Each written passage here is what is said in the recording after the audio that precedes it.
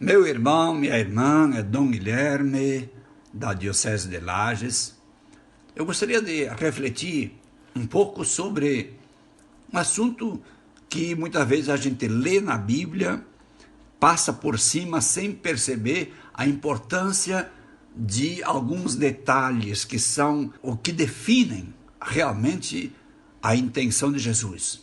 É o texto que nós encontramos no Evangelho de São Mateus, no capítulo 10, onde depois que Jesus tinha escolhido, dentre todos os discípulos e discípulas, os 12 apóstolos, ele diz de repente aos apóstolos: eis que eu vos envio como ovelhas para o meio de lobos. Isso está no versículo 16 do capítulo 10 de São Mateus. Ovelhas e lobos. Esta é a questão de fundo. E a gente passa por cima, numa leitura rápida, sem perceber o que está escondido. A ovelha, nos textos do Evangelho, portanto, quando essa imagem é usada por Jesus, sempre é símbolo de mansidão, de fragilidade, de humildade, de quem precisa e aceita o cuidado do pastor. Já o lobo sempre foi, mesmo quando essa imagem é usada por Jesus, o símbolo da ferocidade, da astúcia, do uso da força, da violência, especialmente contra os animais mais frágeis.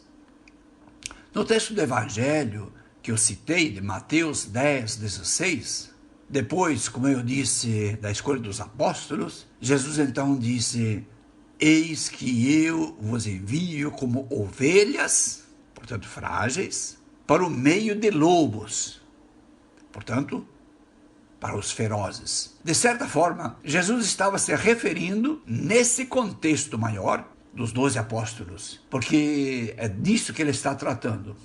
E sempre é importante a gente colocar uma frase dentro de um contexto maior. Ora, ele tinha acabado de escolher 12 homens para serem apóstolos e serem enviados para uma missão especial.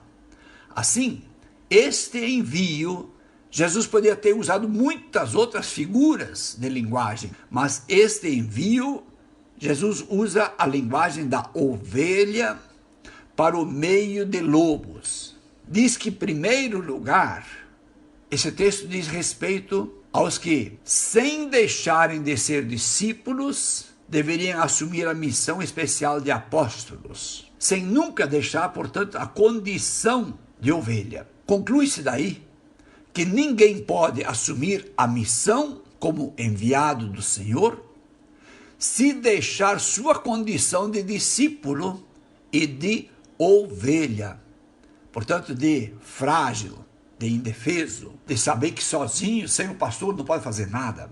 Visto assim, temos que lembrar que em outra ocasião Jesus enviou outros 72 discípulos à sua frente, sem, no entanto, dar a missão de apóstolos. Então quer dizer que o envio como ovelhas para o meio de lobos não é algo específico só dos apóstolos, mas de todo cristão e de toda cristã. A condição de discípulo é sempre anterior à missão de apóstolo.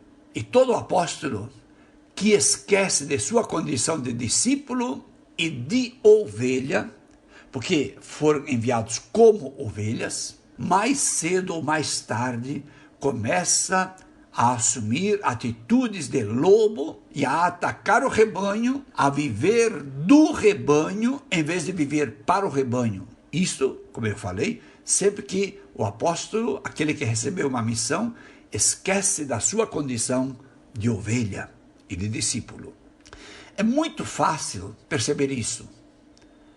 É só nós olhar quando aquele ou aquela que recebem uma missão, um serviço, uma liderança na igreja do Senhor, começa a tomar atitudes de autoritarismo, de uso do cargo para impor sua vontade, a dar respostas agressivas, a humilhar, a atacar o rebanho ou mesmo membros do rebanho, quando não todo, a agredir, a bater e expor em público quem errou, ao invés de buscar a ovelha afastada e, não no chicote e no coice, mas carregá-la no colo e nos ombros para trazê-la de volta e reintroduzi-la no rebanho. Quando o pastor perde essa dimensão é porque ele esqueceu que, antes de tudo, ele também é discípulo do Senhor e foi enviado como ovelha para o meio de lobos. Nunca podemos nos tornar lobos. Ao lembrar-nos que mesmo tendo uma missão, seja como leigo, leiga, religioso, religiosa, diácono, padre ou bispo, jamais deixaremos a condição que fomos enviados e recebemos como enviados enquanto ovelhas. Não nos tornemos, portanto, arrogantes, petulantes, orgulhosos, prepotentes, agressivos, centralizadores, os sabidões, os nariz empinado, a olhar de cima para baixo sobre os outros. Isso porque, depois do envio como ovelhas por meio de lobos, Jesus acrescentou ainda que assim como ele foi perseguido, também os enviados como ovelhas por meio de lobos serão perseguidos, serão entregues a tribunais, mas que são entregues não por outra razão a não ser por serem fiéis a ele e à missão de serem ovelhas no meio de lobos. E ainda acrescenta que não precisamos temer ou nos preocupar com nossa defesa se permanecermos ovelhas. No que devemos falar? Porque não seremos nós que falaremos, mas será o Espírito Santo de Deus que falará em nós e por meio de nós. Se tivermos algum êxito na missão, não será por nossas virtudes, capacidades, talentos, porque uma ovelha não consegue nada no meio de lobos, mas então, se conseguirmos algum êxito, será em virtude da graça dele que nos enviou, do poder dele e da ação dele. Todo aquele e aquela que perde a condição e as atitudes de ovelha e discípulo ou discípula, deveria entregar a missão, o serviço e o encargo de apóstolo. E se não entregar perdão por bem, a igreja deveria retirar dele essa missão, porque ele traiu a essência da condição com que Jesus o enviou, discípulo e ovelha. É urgente, é mesmo urgentíssimo analisar, enquanto enviados e enviadas a assumir uma missão no rebanho do Senhor, analisar o nosso modus operandi, o nosso modo de agir, nossas atitudes, nossa fala, nossos gestos e, acima de tudo, nosso modo de ser. Sempre que começamos a tomar jeito e agir de lobo, o rebanho será disperso, fugirá e normalmente cairá nas garras e mãos de mercenários.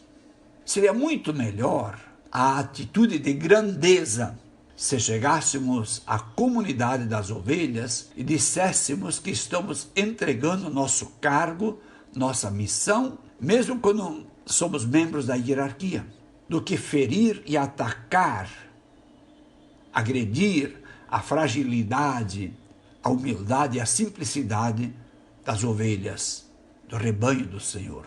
Ou então, quando pela condição humana e do nosso pecado, nós tivermos alguma atitude de lobo, seria uma grandeza irmos à frente do rebanho e humildemente pedir perdão e colocar curativo sobre as feridas que nós abrimos.